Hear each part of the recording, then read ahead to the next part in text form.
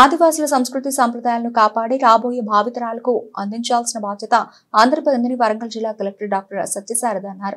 గిరిజన సంక్షేమ శాఖ ఆధ్వర్యంలో జిల్లాలోని నర్సంపేట పట్టణంలో ప్రపంచ ఆదివాసీ దినోత్సవాన్ని ఘనంగా నిర్వహించారు.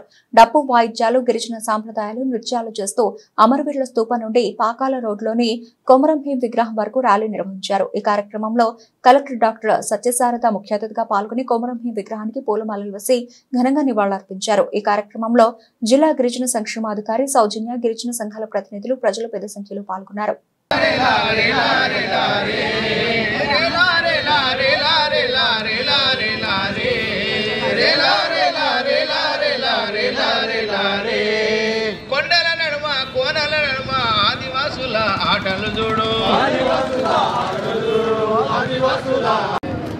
మనం చేసేవి కూడా మషిన్స్ చేయగలుగుతున్నాయి.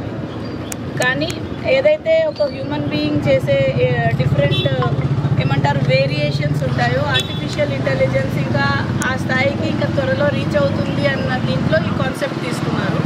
సో ఇప్పుడు మనం ఏవైతే ఈ ఆచారాలు అండ్ మనం చేసే సాంప్రదాయాలు అండ్ వృత్తులు ఏవైతే ఉన్నాయో వాటన్నిటినీ కూడా ఈ సంవత్సరము మీరు ప్రాపర్ డాక్యుమెంటేషన్ చేసుకుంటా, దీనికంటూ స్పెసిఫిక్ ప్రోగ్రామ్స్ పెట్టుకుంటా, ఫ్యూచర్ జనరేషన్ ఇది మర్చిపోకుండా వాళ్ళకి ఇవన్నీ కూడా అర్థమయ్యేటట్టు చేయాల్సిన బాధ్యత మనకి. దీని తగ్గట్టుగానే మనం యాక్షన్ ప్లాన్ వేసుకుంటాము.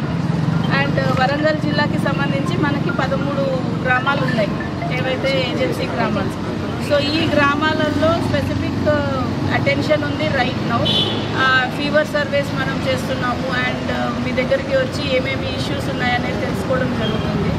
రీసెంట్గానే డిటిడిఓ గారితో మేము ట్రై చేసాం ఒక ఊరు రావడానికి. సో అప్పుడు మాకు అర్థమైంది మేము పెట్టాల్సిన ఫోకస్ ఇంకా చాలా ఎక్కువ ఉంది అనేది మీ came to an understanding. So ఇప్పుడు ఒక్కొక్క ఊరు ఆమె తిరుగుతున్నారు.